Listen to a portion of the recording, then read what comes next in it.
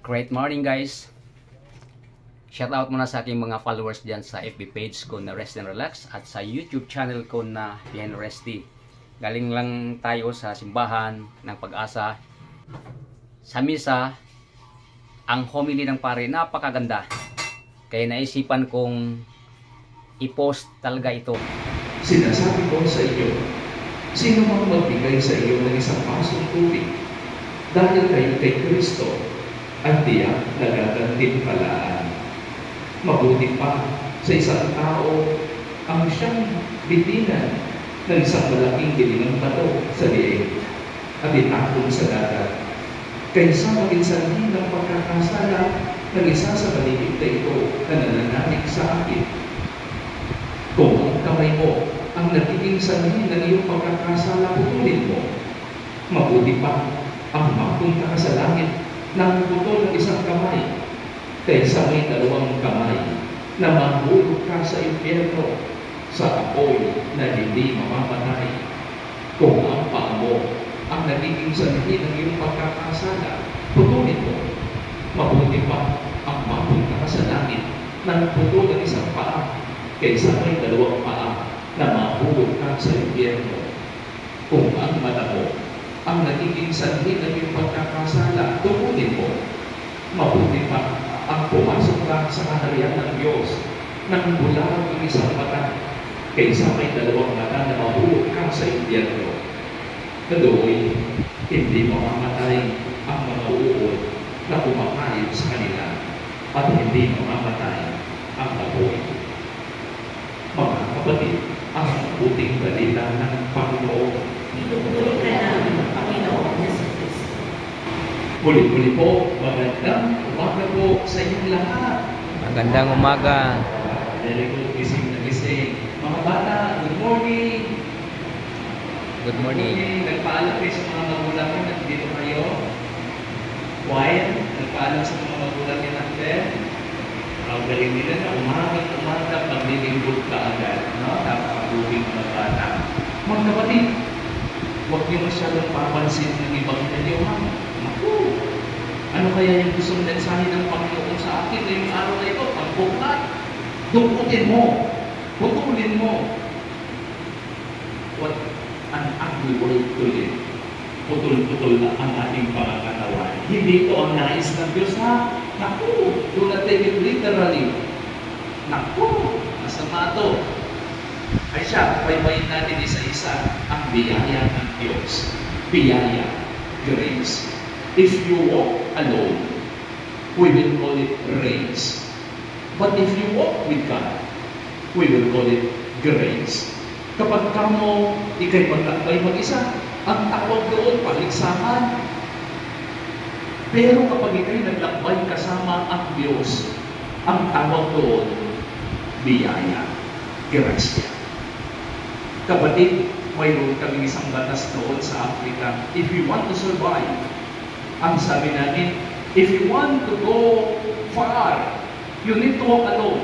Kung gusto mong makabot ng malayo, if you want to go fast, kapag gusto mong makaabot ng mabilis, maglakbay kang mag-isa, huwag kang magsama, mabilis kang makakaabot.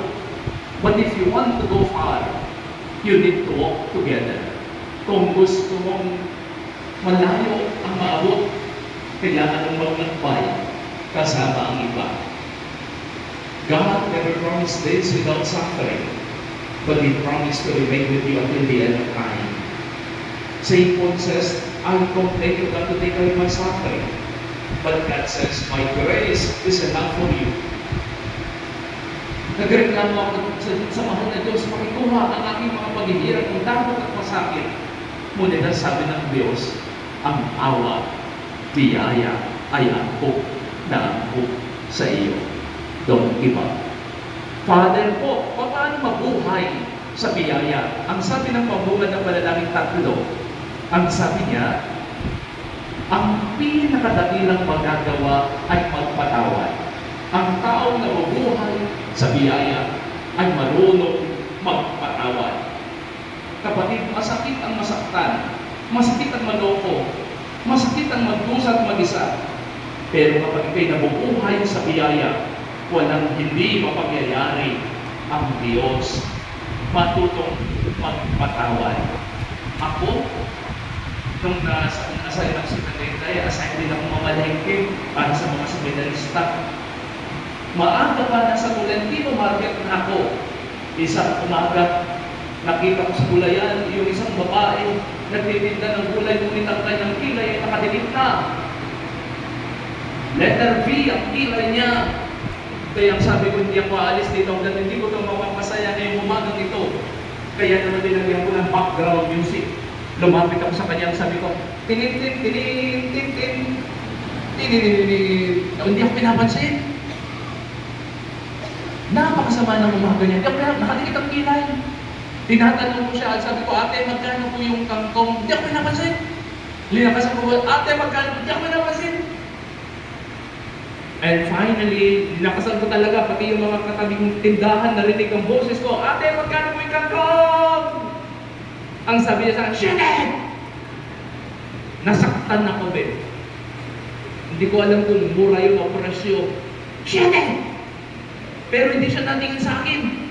Kaya hindi ko siya tinantanan. Sabi ko sa kanya, ate, pwede po bang 10 piso na lang? Kinuha niya yung tabo. Sabi niya, shit it! Sabi ng shit it! Hindi ko naman na may pinagkagaanan siya sa shit it. Sabi ko, 10 piso, pero pate, gusto ko magbayad ng 10. Bakit ba shit it ka ng shit it? Kapatid, ikaw din ba? Tawad ka ng tawad, pero hindi ka marunong magpatawad. Huwag kayong tatawad sa mga small vendor, pakiusap. Maraming pinagdadaanan ang ating mga kapatid. Sa maliliit na kita, bawat tilapia, sa maliliit na kita, bawat sibuyas, I beg, huwag na huwag po kayong tatawad sa kanila. Pag nilayang mabuti, kapag ikay nasa SM, palatawad ka ba? Kapag ikay nasa SNR, even 15,000, kaliit-liit ng nabili mo, tumawad ka ba? Eh bakit itong mga napapagdiskitaan natin, buong buhay nila nasa palengke na? Mga kapatid na, hindi naman ako galit ha. Na ano lang ba ako, tawad na lang tawad. Piso lang pinapatong nila kapatid. Maawa tayo. Ikalawa, paano mabuhay sa biyaya ng Diyos? Ang sabi niya, pagkahaba. Ipapakita ay pagkahaba. Awa. Unawa. Una ang awa. Naaawa ka kay lola, naaawa ka kay lolo, pero ang tanong kapatid, nauunawaan mo kaya ang kanilang nararamdaman? Marunong tayong maawa bilang Pilipino. Puro tayo awa, puro tayo puso. Ang tanong, ginamitan mo kaya ng utak? Naunawaan mo kaya ang pagiging matanda? Naunawaan mo kaya na si mabagal ng kumilos? Naaawa ka, pero wala ka namang ginagawa. Naaawa ka, pero hindi mo naman siya kayang unawain. Biyaya. Kailangan mo ng biyaya galing sa Diyos. At ang pinakamuli, ang sabi niya, kagandahang loob. Ang taong nabubuhay sa biyaya, malinis ang kanyang puso. Maganda ka nga, pangit naman ang pag-uugali mo, Ben. O mga magaganda tumingin. Yung hindi mo na, wag mo na. Magaganda na, pogi nga, kapangit naman ang pag-uugali. No one can give you character. You must develop them along the way. Diba? Punta tayo sa unang pagbasa, ikabilis ng oras pag umaga. Siguro malakas yung battery, no? Punta tayo sa unang pagbasa mula sa aklat ng mga bilang. Mga kapatid, 70 na mga propeta ang pinili ni Moses. Ngunit mayroong 2 doon, hindi napabilang. Pero mapayat-maya nakikita naman silang nangangaral. Hindi sila na-install, pero mapayat-maya nangangaral.